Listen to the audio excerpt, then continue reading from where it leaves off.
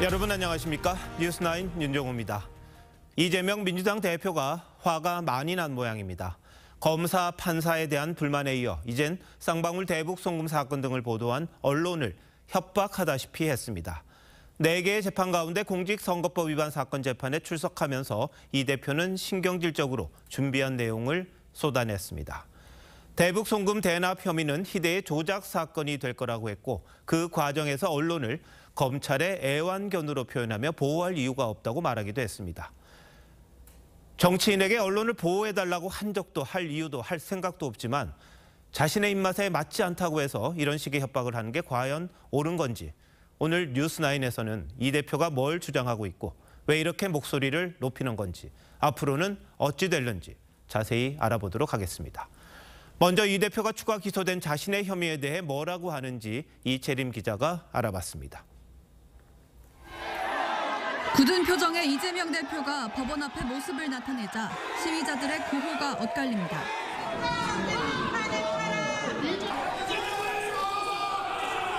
준비해온 종이를 꺼내든 이 대표는 계속되는 외침에 4차례나 머뭇거렸습니다.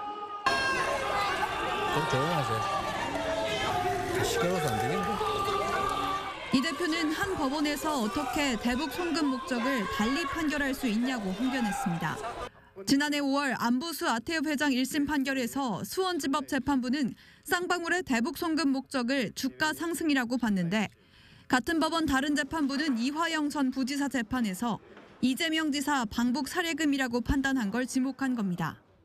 그런데 어떻게 같은 법원이 판결한 다른 법 판결은 이화영에 대한 판결은 이재명과 경기도를 위한 송금이다.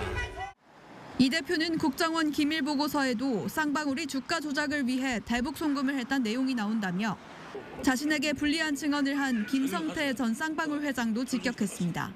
국정원 보고서, 기밀 보고서가 맞겠습니까? 주가 조작하다가 처벌받은 이런 부도덕한 사업가의 말이 맞겠습니까? 그러면서 희대의 조작 사건으로 밝혀질 거라고 했습니다.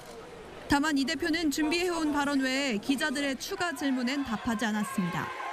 이화영 전 부지사 재판부랑 같은 재판부에 배당됐었는데 거기에 대해서 한 말씀. TV조선 이채리입니다.